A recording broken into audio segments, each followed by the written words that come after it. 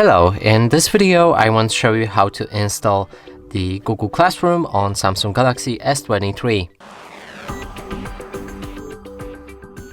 To do this, you'll need to open the Google Play Store, look for the app called Google Classroom,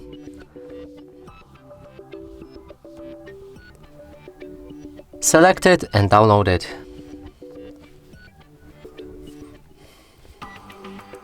After installation process is complete, you should be able to launch it, allow access, and click on Get Started. Choose the accounts from the list, and here we can click on the plus button to join a class. Enter the class code in the pool right here, and when you're ready, you should be able to press on the Join button.